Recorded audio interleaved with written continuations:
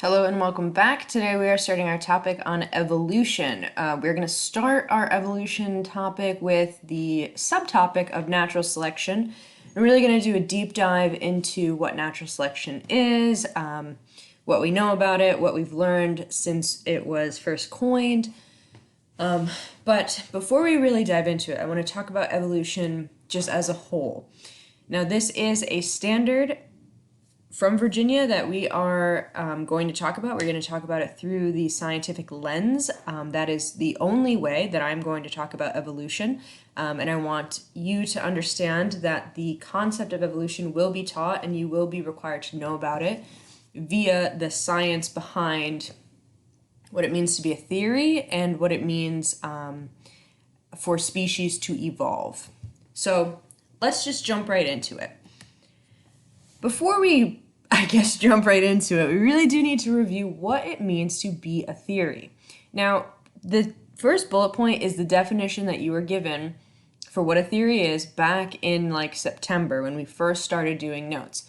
So the concept of a theory in science is it's a well-observed explanation that unifies a broad range of observations.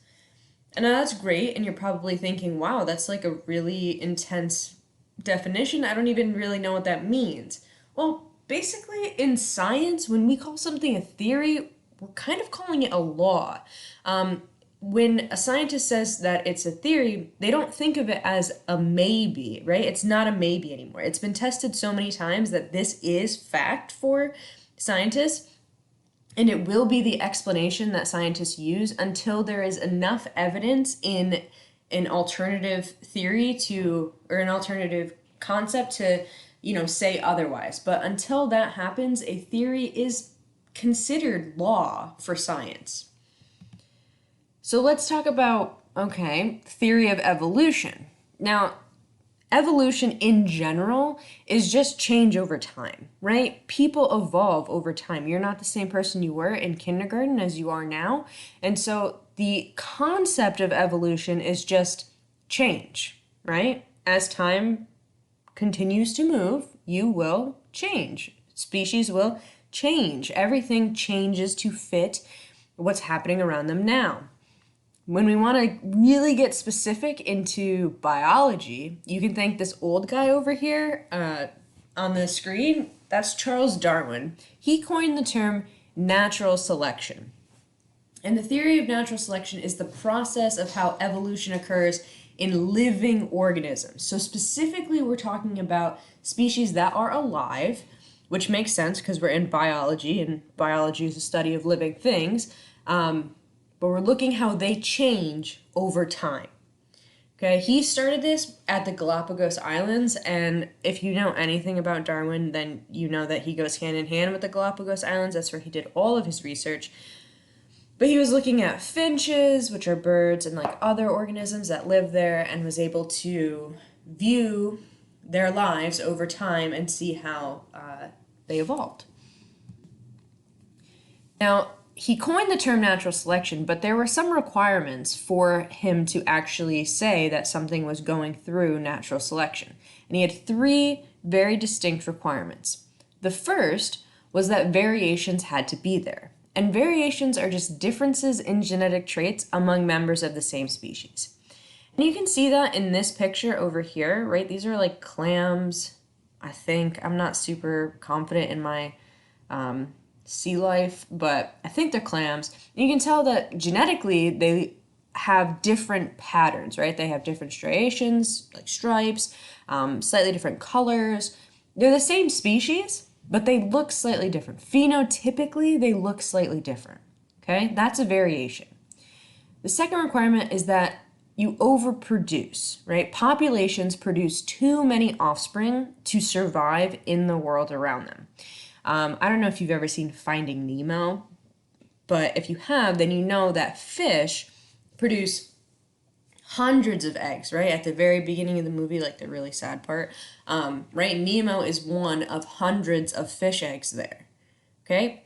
Fish will produce hundreds of eggs because they know that not all of their offspring are going to survive, so they just produce too many.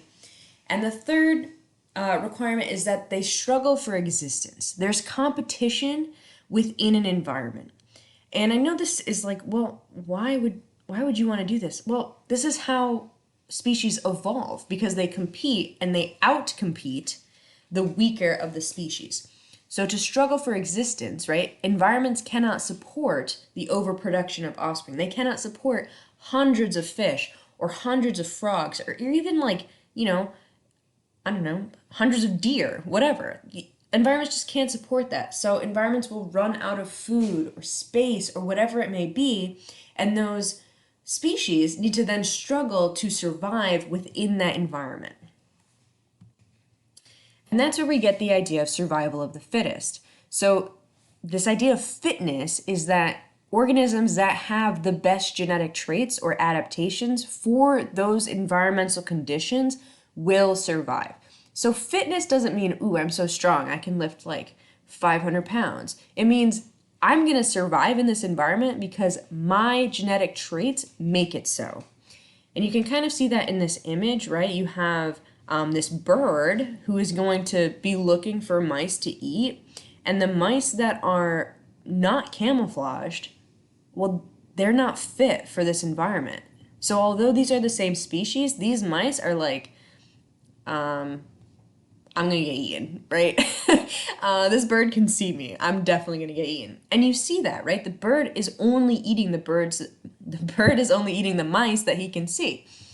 And then these dark-furred mice are then reproducing because they are fit for the environment. And these light-furred mice are gonna probably eventually die out in this environment because they're just going to get picked off like constantly from the birds. So it doesn't make sense for them to continue to reproduce because they're not even going to live long enough to reproduce. So the big summary of natural selection is that organisms with favorable traits in an environment survive, right? They want to survive. And by surviving, they're able to reproduce and pass on those traits that are helpful to the next generation. And so these are some just like very obvious things that we've talked about. I'm just putting them here again, right? There are variations within a population. Those populations will compete, right? And those populations that have the better fit of adaptations will be then selected for, okay? I know that I haven't said this a ton, but I really do want you to write down that the idea of reproducing and passing on traits is like the key here. You want to be an organism that survives and passes on their traits because you want to continue having your genes in the gene pool. Okay, and the last thing we're going to talk about for today is this example of antibiotic resistance. So with antibiotic resistance, you have bacteria that can then be resistant to antibiotics, okay?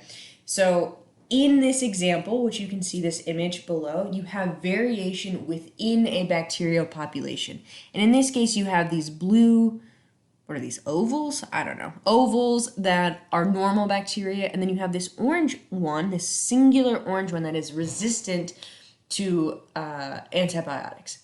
And that resistance came about because of a random mutation, right? It didn't wish itself to be resistant. It just randomly mutated and it happened to be beneficial. Okay? Key point. Random mutation. You can't wish yourself to be better. It just randomly happens over time.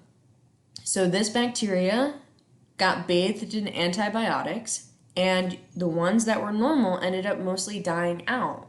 So that resistant bacteria was the most fit for this environment, and because it was the most fit, it was able to reproduce. And because it was able to reproduce, it was able to become the majority of this population. And eventually, it will take over, right? Those normal bacteria will die out, and this resistant bacteria will take over and be the population of bacteria. All right, I hope you enjoyed that. We're going to dive way more into natural selection, artificial selection, sexual selection, all these different types of selections in class. But I'm super proud of you for making it this far, and I'll see you in class.